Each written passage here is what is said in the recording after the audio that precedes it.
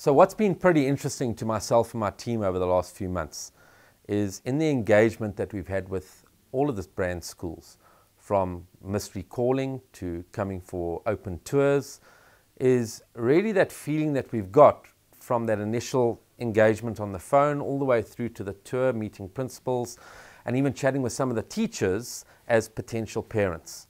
And the teachers, the administrators, every single person in that school is effectively the barometer of that school brand. It's how you made myself and my team feel by the time we left that school. And we really had three key thoughts that we were looking for. This is the only school that I want my child to be enrolled at, because I feel that they genuinely care around my child's happiness and their needs. Or at maybe some of the competitors, I'm definitely not going to this school.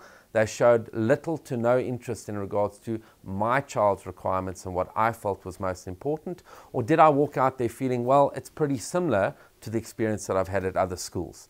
And a massive component of that is that often overused term, but it's so important, of attitude.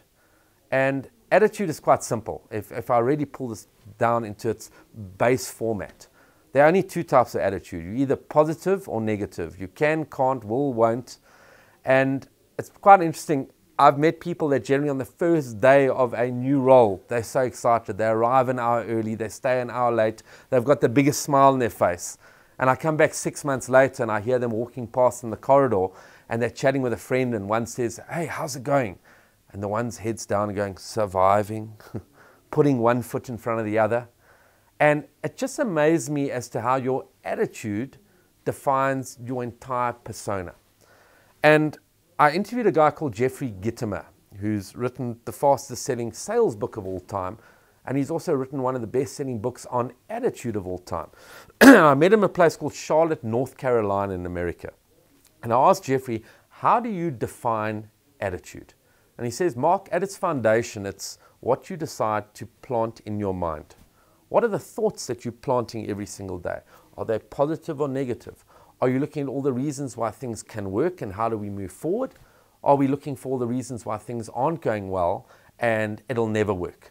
And I listened to him and I kind of interrupted. I said, Jeffrey, I've got a pretty positive attitude with no arrogance or ego, but stuff still happens to me every single day. And he said, Mark, just let me finish. And I said, sorry. He said, having a great attitude or a positive attitude will not stop challenges happening to you each and every day. What defines people and organizations and teams around a six-star brand is not just what they plant in their minds, although that's vital. It's how they will decide to react and respond to the challenges that happen to them every single day. Having a great attitude, you're still going to have challenges today, tomorrow, next week, next month, and next year. That's part of what we do. It's part of life. But reacting and responding and keeping that positive focus of how do we ensure that we continue to drive a six-star brand, not just for us, for Advitech, but for our most important people, which is our students and our parents, can really make a massive contribution in putting forward. And I think I just want to add a caveat onto that is nobody wakes up in the morning and says, I hope I have a sucky day. We all want to enjoy what we're doing, but on the understanding that there are real world challenges that happen in today's competitive environment.